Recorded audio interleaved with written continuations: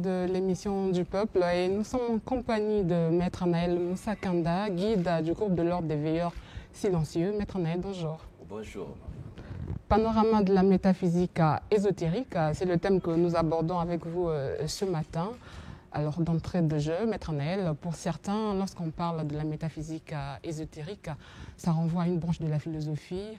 Certains parlent d'un courant de pensée qui explore les aspects mystiques et spirituels de la réalité. Alors, est-ce qu'on ajoute encore une autre définition? Vous avez presque tout bien dit, en fait. Lorsque nous parlons donc de la métaphysique ésotérique, il s'agit donc ici de pouvoir, bien entendu, essayer de comprendre les aspects mystiques et spirituels de notre existence et aussi de l'univers dans lequel nous vivons. Il s'agit de chercher à comprendre quelle est l'origine de notre être et quel sens on peut donner évidemment à notre vie. Et vous comprenez déjà ici, lorsque nous parlons donc d'un courant de pensée philosophique, et c'est là que c'est très important et c'est intéressant parce qu'en réalité, lorsque vous prenez déjà la philosophie, c'est quoi? Elle se définit comme l'amour de la sagesse. Philosophia. Donc l'amour de la sagesse. Et cette sagesse, c'est quoi en réalité? Et quand vous venez dans la tradition ancestrale africaine au Congo, évidemment, le Bou-Congo, c'est la sagesse ancestrale africaine d'Égypte antique qui a donné naissance à tous ces courants de pensée. Voilà pourquoi en réalité, le mot sagesse là, elle est importante. Et la sagesse traduite en langue araméenne, c'est mag. Et mag, c'est la haute magie, c'est la magie. Alors, autrement dit, donc, la philosophie ou la métaphysique était une science maîtrisée par les Noirs d'Égypte. Et qui étaient ces Noirs d'Égypte? Ce sont les Congos, qui évidemment ont quitté l'Égypte pour venir jusqu'à Manzakongo. Maintenant encore, c'est une autre paire de manches. Donc pour revenir donc, ici, ce qu'on appelle donc, la sagesse primordiale. Cette sagesse primordiale, c'est ce qu'on appelle la tradition primordiale. Et cette tradition primordiale, c'est quoi? C'est la haute magie qui permet bien entendu ici de comprendre les mécanismes invisibles de notre existence et aussi notre propre origine. Qui sommes-nous réellement? Alors, et qui suis-je réellement? Justement, nous allons y arriver sur l'origine de notre propre être, comme vous venez de le dire. Une petite question sur l'intuition, en fait. Oui. Quelle est la place de l'intuition dans la métaphysique ésotérique? L'intuition, en réalité, et d'ailleurs, on parle souvent de connaissances intuitives et de connaissances raisonnantes. C'est-à-dire qu'on a une connaissance par la logique, donc ce qu'on appelle le savoir. Lorsque vous avez appris les mathématiques, l'histoire et tout le reste, lorsque l'être humain raisonne, il raisonne par rapport à sa connaissance raisonnante. Donc, ça dit que la logique de la raison. Mais au-delà de la logique de la raison, nous avons une autre connaissance intuitive qui nous vient de notre fond intérieur. Et donc, ça vient directement de ce que les métaphysiciens vont appeler notre âme. Ou encore ce que dans les transoccultes nous parlerons, donc le soi divin, le soi supérieur, ou encore on pourrait appeler le maître intérieur. Donc ça veut dire que l'être humain est une dualité. Nous sommes constitués d'un aspect matériel, physique qu'on peut toucher de façon empirique, et nous savons à l'intérieur de nous ce qu'on appelle l'être céleste. Cet être céleste, c'est ce qu'on appellerait l'âme dans certaines traditions, c'est ce qu'on appellerait le soi divin dans la tradition de l'Inde. Donc cet être-là, l'être céleste-là, c'est ça qui nous constitue réellement, et c'est ça le vrai être, parce que le corps physique, il a sa personnalité tridimensionnelle, va périr un jour. Mais ce qui va rester après, c'est la substance première. Cette substance, c'est quoi? C'est votre âme. Cette substance, c'est quoi? C'est votre être intérieur. Cette substance, c'est quoi? C'est l'homme céleste, ce qu'on appelle l'Adam céleste dans la tradition kabbalistique, on dirait Adam Akadama, au Purusha en Inde, bien entendu, et Maung dans la tradition Congo. L'Adam céleste, là on parle déjà de l'homme sur la terre. Est-ce que vous croyez aussi au début, à la création de deux êtres, à la création?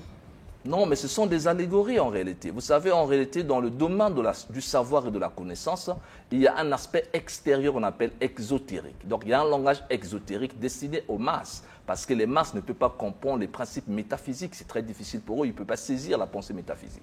Alors, que font donc les sages? Les sages vont donc ici mettre des paraboles, des allégories, des légendes dans lesquelles on va voiler certaines principes et certaines vérités exclusivement réservées aux initiés.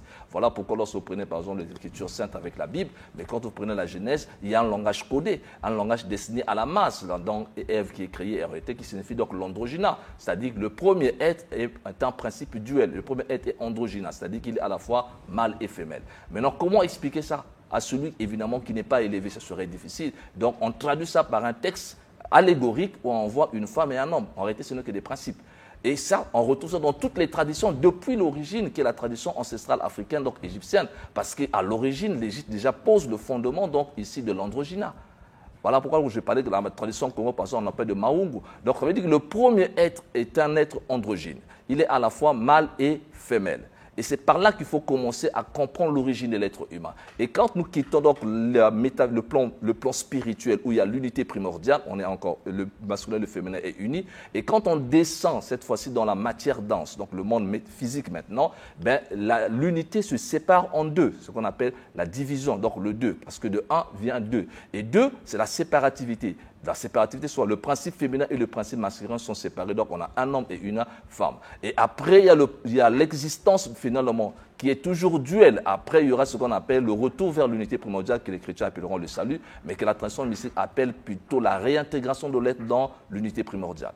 Avant d'arriver au salut, Maître Anaël, en parlant, on reste sur l'aspect de l'homme, l'origine même de l'homme. Alors, pour certains, ça serait le fruit l'homme a été formé à l'image de Dieu à travers la poussière. D'autres parlent même d'un laboratoire. Il y a même certains qui évoquent les espèces. L'homme, à la base, était d'abord une espèce qui a évolué au fil du temps. Oui, c'est formidable cette question, elle est intéressante parce qu'en réalité, lorsque nous essayons de regarder au regard des différentes traditions, le mystique voit le principe 1. Il a une autre façon d'interpréter les textes. Et quand vous venez dans le texte des Écritures, quand vous réalité, en réalité, vous savez, nous le savons. Les textes, c'est quel texte? Des textes bibliques, par exemple, pour se référer à un livre qui est connu de beaucoup de gens, qui ont été très, très, très mal interprété parce qu'en réalité, l'être humain n'a jamais été créé. Vous n'avez jamais été créé. Moi, je n'ai jamais été créé. Personne n'a été créé parce qu'en réalité, Dieu n'a jamais créé l'être humain. L'être humain, en réalité, c'est une émanation qui vient directement du grand tout, donc de l'infini. Parce qu'au préalable, il y a l'infini. Le Dieu de la religion est un Dieu faux, un Dieu évidemment anthropomorphique, son un humain qui crée. Non. En réalité, les anciens et les traditions ancestrales africaines et égyptiennes, évidemment, présentent évidemment ce qu'on appelle le Noun, c'est-à-dire l'océan primordial, donc l'infini, le cosmos, l'absolu. De cet absolu va sortir un être qui est une émanation qui sort de l'infini. Et cette émanation, cet être d'origine, évidemment, qui est androgyne, qui est à la fois mâle et femelle, évidemment, n'a pas été créé. C'est quand il descend dans la matière, évidemment, il revêt une forme. D'ailleurs, la Kabbale explique ça très bien. Maintenant, voilà pourquoi dans les textes bibliques, par exemple, on dit Dieu forma l'homme de la poussière de la terre, ça c'est formé, ça c'est le corps physique, matériel, on peut comprendre le sens. Mais après, Dieu fait quoi? Dieu souffla dans les narines. Il souffla et l'homme devient quoi? Un être vivant, un être animé. Donc, ce qui a animé la forme, c'est l'être. Et cet être est sorti de qui? Elle est sortie directement de Dieu. Autrement dit, l'être n'a jamais été créé. Et l'être là, c'est qui? C'est le verbe, lumière. Et ce verbe, c'est qui? C'est le Christ cosmique. Ce verbe là, c'est qui? Mais c'est le Maungu. Ce verbe là, c'est quoi? C'est Adam Akademon, l'homme céleste. Parce que chaque être humain que tu vois porte cet homme céleste à l'intérieur de lui. L'être céleste qui t'entend n'a pas reçu de création. Donc, on ne peut pas créer l'homme. L'homme est une émanation qui vient directement du grand tout. Ce tout, c'est l'infini, c'est le cosmos. On ne peut pas le voir, ni avec les yeux, et personne ne le connaît. Les techniques, ce sont peut-être les mêmes techniques et les mêmes... c'est juste la différence, c'est au niveau des mots employés. Parce que quand vous parlez, le chrétien aussi peut aller dans le même sens. Mais bien sûr, je ne suis pas en contradiction avec le christianisme, en ce sens que les textes bibliques sont des allégories qui cachent, qui voilent des informations réservées aux initiés. Voilà pourquoi il y a ce qu'on appelle la voie exotérique, la voie de Pierre. C'est la voie exotérique, mais il y a la voie de Jean qui est la voie ésotérique. Donc, dans ce que nous interprétons les textes sacrés, que ce soit la Bible, que ce soit le Coran, que ce soit la Bhagavad Gita, il y a toujours plusieurs niveaux d'interprétation. Il y a une interprétation réservée aux masses, donc à la foule, où on ne va pas aller dans les profondeurs, où on va utiliser des images, comme lorsqu'on parle, il y a eu dans la Genèse, par exemple, il y a eu un arbre qui produisait des fruits, etc. Ce sont des allégories. En réalité, il n'y a pas des arbres. Il y a les deux arbres du jardin, c'est quoi? Ce sont des êtres. Voyez-vous, maintenant on sait que c'est deux êtres. Il y a l'arbre de la connaissance du bien et du mal qui est l'homme physique et l'arbre de la vie qui est l'homme intérieur, c'est-à-dire l'être céleste. Maintenant, ça dépend de quel niveau d'interprétation on se trouve. Donc les profanes ont une façon d'interpréter les textes. Le mystique et l'initié, grâce à la connaissance évidemment de la métaphysique, bien entendu, c'est évidemment interpréter les textes en tenant compte des principes. Parce que pour ne pas s'embrouiller lorsqu'on lit un texte sacré, il faut voir les principes qui sont à l'origine. Voilà pourquoi les principes s'expliquent par les mathématiques, qui sont aussi simples. Quand vous prenez 1, 2, 3, 4, 5, mais chaque nombre que vous avez ici est un principe. Le 1, c'est le principe d'unité, par où tout a commencé. Tout est parti du principe 1, le principe premier, la cause première, qui a donné naissance à toute la création. Après va venir 2, la séparativité, la division sur le monde matériel. Après va venir 3, c'est l'harmonisation, l'équilibre parfait. Donc, à partir des nombres, nous pouvons expliquer tout le processus de la création. Et évidemment, il n'y a pas une création extérieure. Voilà pourquoi la tradition ancestrale parle de l'engendrement du monde. Le monde est né de Dieu. Voilà. Donc sinon, Dieu serait en dehors de son univers. C'est-à-dire que Dieu fait partie même de l'univers. Dieu fait partie de nous. Et donc, l'être humain que vous êtes est une dualité, comme je l'ai tout à l'heure dit, est une émanation qui vient directement du divin, qui descend dans la matière pour un temps, et qui doit repartir encore vers l'unité primordiale. Alors, vous avez parlé tout à l'heure du bien et du mal. Alors, on revient un peu sur le mal, l'origine justement du mal. Ben, le mal, l'origine du mal, le mal c'est simplement l'absence de la lumière, l'absence du bien. Lorsque le bien n'est plus, c'est le mal qui est là. C'est une condition qui est déjà là. Voilà pourquoi, si vous lisez l'écriture biblique, par exemple, on vous dit qu'au commencement, il y avait quoi? Il y avait les ténèbres sur la surface de la terre. Qui avait créé ces ténèbres? Mais ça fait partie de l'existence. Et après, Dieu dit quoi? Elohim bara bereshit, que la lumière soit. Et la lumière est apparue. Et donc, en réalité, le mal, c'est l'absence du bien simplement. Donc, lorsque nous venons dans la matière, il n'y a pas, par exemple, si nous prenons avec les Écritures saintes, pour ceux qui, par exemple, la philosophie dualiste de la religion présente un Dieu anthropomorphé avec un opposant qui est Satan. Et cette conception, elle est complètement fausse, sur toute la ligne, parce que Satan n'existe pas en réalité. Mais on le présente comme l'incarnation du mal. Dans le fond, c'est une erreur d'interprétation. Parce qu'en réalité, le mal, c'est l'absence du bien. C'est-à-dire que lorsque nous descendons dans la dualité, nous sommes alimentés par deux courants de force. La polarité négative, qui est tournée vers le mal, et la polarité positive qui nous élève vers la lumière. Mais d'où ça vient en fait? D'où ça vient? Mais ce sont des principes universels de l'univers. L'univers est constitué ainsi pour l'équilibre de l'univers. Voilà pourquoi il y a la lune, il y a la lune pour briller le soir, et il y a le soleil pour éclairer le jour. On va dire d'où ça vient, mais ça fait partie de la création de l'univers. Personne n'a créé ça en ce sens que ce n'est pas une création, c'est quelque chose qui fait partie de l'univers. Personne n'a créé le mal. Personne n'a créé le mal. Le mal est un principe, comme le bien est un principe de l'univers. C'est ce qui permet l'équilibre de l'univers. C'est comme l'homme, c'est comme la femme. Ce sont des principes. Maintenant, lorsque nous vivons, certaines personnes font le mal, ou ce que nous appelons, nous interprétons le mal, ça dépend de ce que nous pensons être le mal. C'est quoi le mal réellement? Parce que quelqu'un peut faire ce qui est mal. Pour celui qui pose l'acte, ben c'est un bien. Moi, si quelqu'un te vole, pour le voleur, voler c'est bien. Mais pour toi qui en as volé, c'est quelque chose de mauvais. Donc ça dépend, c'est relatif. Le mal peut être mal pour quelques-uns et ça peut être bien aussi pour d'autres personnes. Et donc la notion donc, du bien et du mal est très mal interprétée et c'est fou. Et c'est ça où la religion commet une très grave erreur parce que pour la religion, tout ce qui est malheur, misère, souffrance, maladie provient d'un Satan. Imaginez, certains mots qui nous arrivent n'ont pas d'origine diabolique ou satanique, mais ça fait partie du processus même de notre évolution. Et pour on a besoin donc de consulter, même si le malheur persiste, pour on a besoin donc de consulter comme le font d'autres. La consultation, c'est un problème simplement parce que la majorité des gens qui souffrent ou qui sont victimes de certains maux sont simplement ignorants de certains principes spirituels. Donc, du coup, ils n'auront pas la capacité de pouvoir s'en sortir. Maintenant, quand ils vont consulter, par exemple, quelqu'un qui s'y connaît, encore, il faut savoir à qui on consulte. Et quand on consulte un sachant, en si peu de temps, en quelques secondes, on explique à la personne les principes de base et après on écarte ce qu'il pourrait appeler mal va devenir bien. Vous avez la possibilité par le principe alchimique de transformer le mal en bien. Voilà. Et vous pouvez justement déceler la source de son malheur?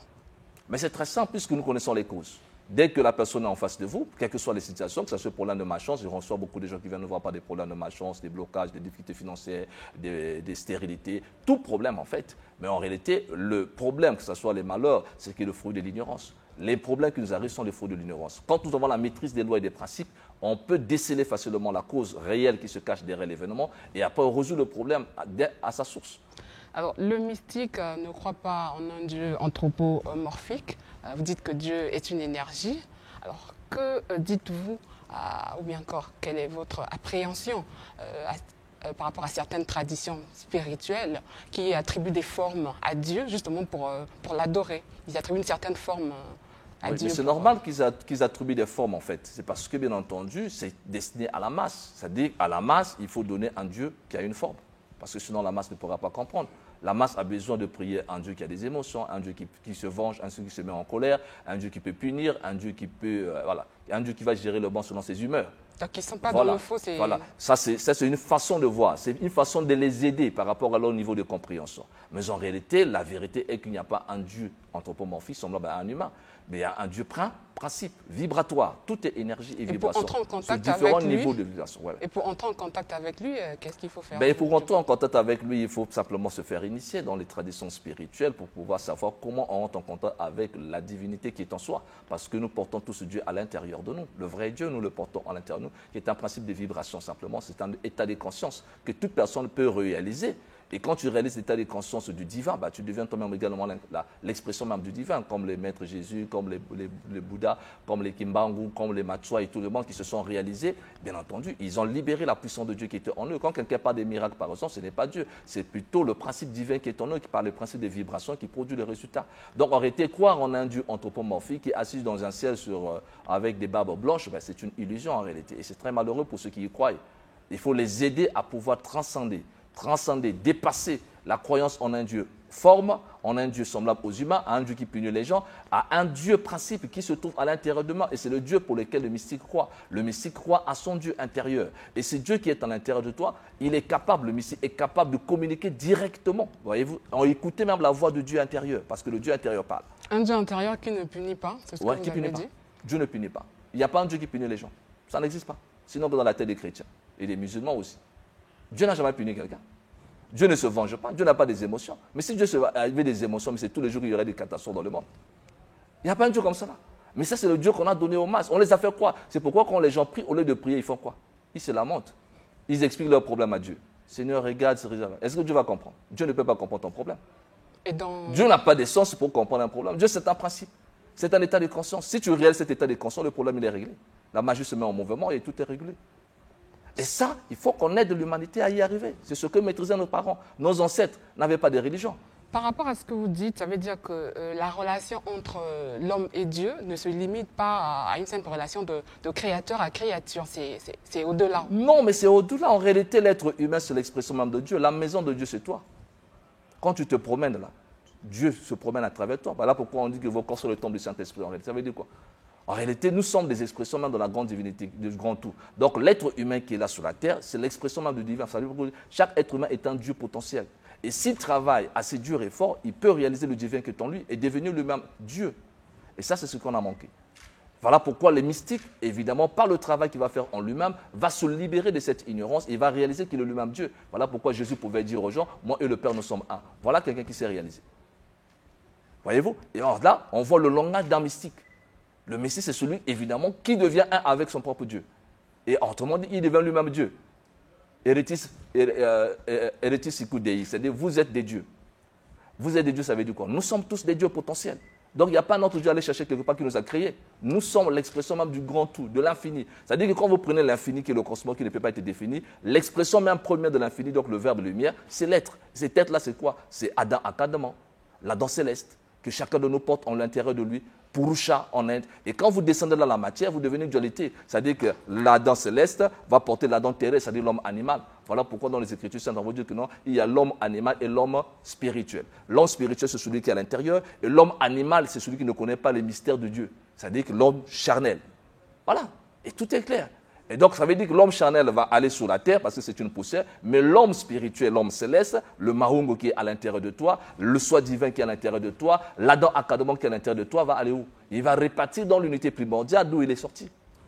Alors, vous avez parlé de potentiel. Donc, en l'homme est doté de ce potentiel. C'est le potentiel divin. C'est un Dieu potentiel. Et donc, il faut donc le savoir aussi pour... Et voilà pourquoi il faut être initié dans les traditions spirituelles, mystiques, ésotériques, comme lors du groupe des veilleurs silencieux, pour qu'on te montre le processus et la démarche qui te permet de réaliser Dieu pour toi. Et la clé pour pouvoir réaliser ça, c'est le mysticisme, c'est-à-dire le Kindoki. Base fondamentale de la tradition Congo, donc le Bou-Congo. Et ce que maîtrisaient nos ancêtres. Parce qu'eux, ils n'étaient pas simplement des théoriciens, ce sont des gens qui sortaient de leur corps par la grâce de la science du Kindoki et ils accédaient dans les dimensions supérieures où ils pouvaient communiquer directement avec les êtres invisibles, les Bissimbi. Et quand ces êtres-là venaient sur la terre, évidemment, ils comprenaient les lois de l'univers qu'on appelle la métaphysique et par laquelle est sortie ce que vous appelez la philosophie, où les Aristote, les Platon, les Socrates sont allés apprendre dans la tradition africaine. Ce sont des Africains qui ont transmis la connaissance à l'humanité. Autrement dit, toute la connaissance du monde scientifique, philosophique, métaphysique, est née de l'Afrique. De la métaphysique africaine est sortie la physique qu'aujourd'hui. De l'astrologie africaine est sortie l'astronomie. Aujourd'hui, par rapport à certaines réalités, on se dit que c'est l'Africain en train de copier peut-être au départ. Au contraire, mais les Blancs nous ont menti. Tout ce que vous voyez dans l'univers, c'est l'œuvre des Noirs. L'œuvre des Noirs, l'homme noir, l'Africain. Les Congos, depuis l'Égypte antique, on a maîtrisé les secrets des pyramides. C'est bien d'en parler, mais après, nous avons des preuves sur ça. Ce qu'on voit, c'est nous avons des preuves sur ça. Ce n'est pas ce qu'on voit. Il faut maintenant que nous devons le voir sous l'obscur, sous le mensonge. Aristote a appris où? Platon a appris où? Platon, il a appris où? Pythagore, ça veut dire c'est un nom initiatique. Pytha est grand. Pytha, c'est un dieu égyptien, un dieu noir. Donc ces connaissances-là, les mathématiques, là, ce sont les œuvres des Africains. Et après, on fait nous faire croire que c'est sorti des Blancs. La Grèce, toute la Grèce, que vous voyez, la sagesse grecque, c'est une sagesse née de l'Afrique. Les Grecs ont copié chez les Africains en Égypte, ils ont transmis ça chez les Romains en Occident, et les Européens veulent nous faire enseigner encore l'école. On va peut-être ouvrir une petite parenthèse. Vous êtes parti en Inde. C'est vous inspirer aussi de...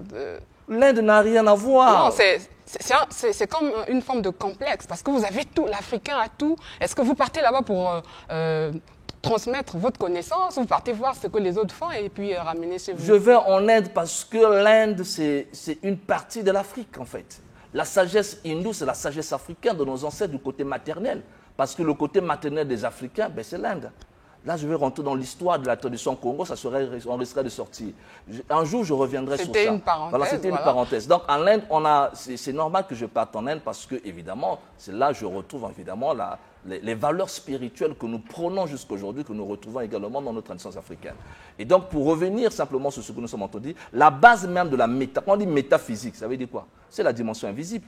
Et qui a la capacité de comprendre l'invisible, ce n'est que celui qui maîtrise le kindoki. Quand tu ne maîtrises pas le kindoki, tu ne peux pas comprendre l'invisible. Jésus, qui comprenait l'invisible, maîtrisait le kindoki. Bouddha maîtrisait le kindoki. Kindoki, ce n'est pas le fait de... Oui, les Kimbango maîtrisaient le kindoki. Mais c'est la science mère qui est le kindoki. C'est la science mère. Sans la kindoki, tu ne peux pas comprendre le mystère de Dieu. Pour dire vrai, tu vois, tu ne maîtrises pas le kindoki, tu ne peux pas embrayer les gens. Tout ce que les gens lisent là, ils récitent des versets, ce sont les espérances des autres. Quand tu lis l'apôtre Paul, l'apôtre Jean, ce n'est pas ton expérience à toi, c'est l'apôtre Paul qui a fait l'expérience du monde invisible. Jean est allé dans l'invisible pour pouvoir faire quoi? Écrire l'Apocalypse. Il maîtrisait quoi? La science du kindoki. C'est quoi la base de la science du kindoki? La capacité de sortir hors de ton corps. C'est le fruit des recherches ou Non, c'est la vérité. La vérité qui nous a été transmise par les ancêtres, par les Bakoulou, par les maîtres ascensionnés, par la haute sagesse intérieure. C'est des réalités. Je peux te montrer la technique de te faire rentrer dans l'invisible, si tu veux. Alors, donc, il faut peut-être, pour ceux qui veulent, hein, ils vont venir... mais bien sûr, si vous ne maîtrisez pas le monde invisible, en spiritualité, vous trompez les gens. Je le répète, d'abord, vous n'aurez même pas la foi. Donc, celui qui ne maîtrise pas la science du mysticisme, le kindoki, qui n'est pas capable d'aller c'est l'occasion ici de donner votre numéro de téléphone, pourquoi pas aussi l'adresse du siège de l'EGVS pour ceux qui voudront expérimenter cela. Ben, merci beaucoup. J'invite donc ceux qui sont en train de nous suivre de rejoindre l'ordre du groupe des veilleurs sur Nation. L'heure n'est plus à la théorie, au verset biblique qu'il faut répéter. Dieu, vous ne le verrez jamais. La seule chose qu'il faut avoir, la clé, c'est maîtriser la science mystique, le kindoki, être capable d'activer le kundu, accéder dans les dimensions invisibles, revenir sur la terre pour venir expliquer aux gens comment le mystère fonctionne. Donc, pour tous ceux qui aimeraient rentrer en contact avec le souverain vénérable grand maître Anaël Avatar de synthèse, guide suprême de l'humanité dans l'art du Verseau, je réponds au 06 692 28 48. 06 692 28 48, c'est mon numéro MTN. Et les 04 473 42 20, c'est notre numéro WhatsApp. Merci à vous, madame. Merci beaucoup, maître Anaël Moussa-Kanda. Merci également à vous, peuple du studio 210. C'est aussi la fin de ce numéro et on va se retrouver, on se donne rendez-vous à dimanche prochain. Bon dimanche chez vous.